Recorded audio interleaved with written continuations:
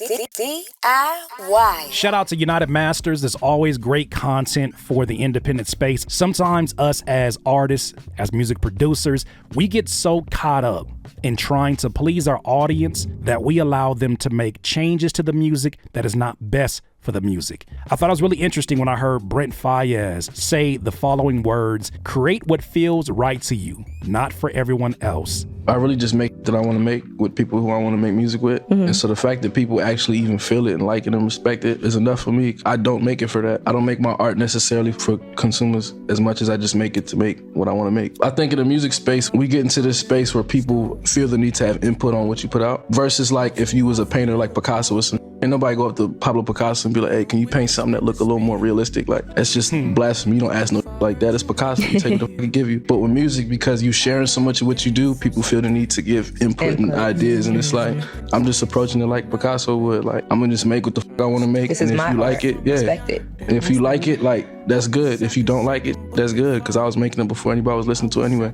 Isn't it interesting that we get artists that we come in contact with when they're cooking? Their music sounds such a breath fresh of air. And we meet them at a place where they have done something on their own or with their team that is original enough to grab our attention. And once it grabs our attention, we as listeners start to build expectations about what the rest of the music should sound like or what it will sound like. Then as they release more music, we start to get snobbish and say, well, it's not quite your first album. I feel like you're getting away from who you are, when in all reality, their decision making is what got them on your radar, not yours. I don't make it for that. I don't make my art necessarily for consumers as much as I just make it to make what I want to make. And it's unfortunate because a lot of artists, I think they fumble the bag of all the attention they're getting, of all the fandom that they're getting, and they let that change the ingredients of what they're doing. Could you imagine if KFC, Colonel Sanders, done had that damn recipe for hella years? It wasn't until I think he was in his 50s or 60s that he actually became a millionaire and his product for KFC, Kentucky Fried Chicken, started taking off. Can you imagine if in the very stages of him actually getting people to attach and love that finger-licking chicken that he make, he was like, I wonder what the people want. Oh, you guys want less herbs and spices?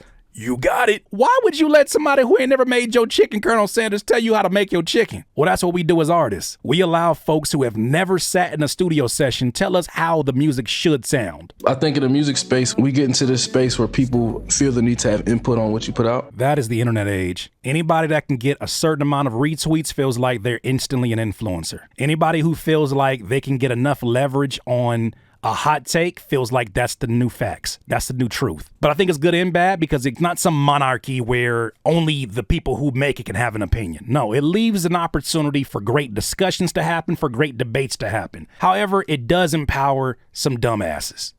Some dumbasses that can attract enough dumbasses to make it feel like it's a movement, to make it feel like it's a truth. You get people who say, hey, this artist fell off, and you get 4,000 other dumbasses to like that comment on Twitter, you may start to look at that perspective a little bit differently if you're not somebody that's strong-willed or able to sit and stand on your own opinion. It's like if you was a painter like Picasso or something. Ain't nobody go up to Pablo Picasso and be like, hey, can you paint something that look a little more realistic? Like, here's where I'll challenge Brent Faiyaz, but for the good reasons. Not that he's wrong. I'm willing to bet before Pablo Picasso was who he was, somebody challenged him. That's part of every hero's arc. That's part of every great's arc. Somebody had to challenge you. I think that your ability to stand on what you're doing, believe in the signature style or sound that you're creating is also a part of your journey. It's necessary to get pushback that is so strong, it makes you question your approach. And then when you stand on that approach, you stand on it just that much more stronger. The reason why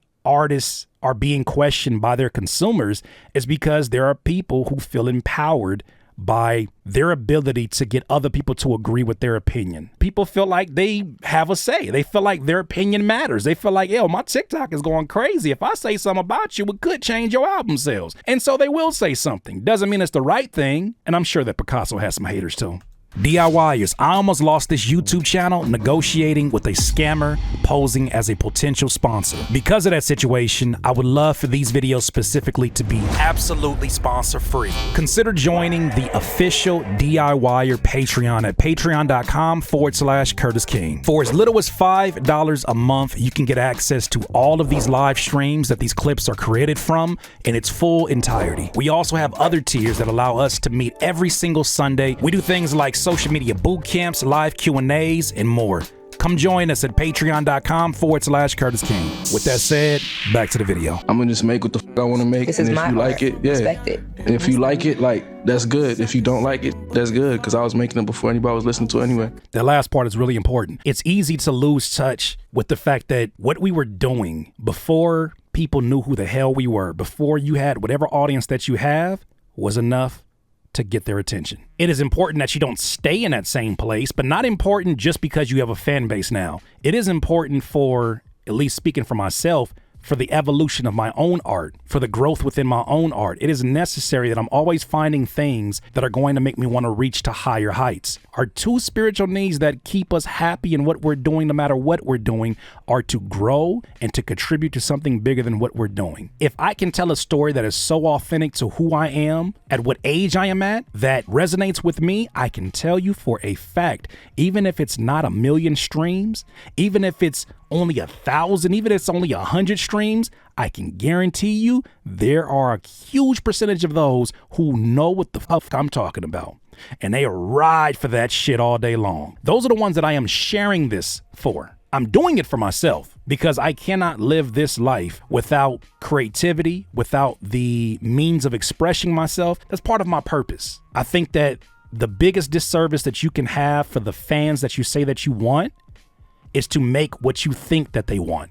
To only make the things that you think that they want is a diet version of what they signed up for when you were making the things that were real to you. That to me has more longevity than some of this shit that you see getting W's right now. Some of this music that you see getting wins right now are short-lived. And I feel like at the core of all of that is an ability to stand on your shit. Respect the feedback that is being given by someone who is intently listening, but also being able to remove your ego, look at that perspective, study it, and take or extract the things that you see valuable. If you don't see anything valuable about it, respectfully package that gift back up and return it to sender.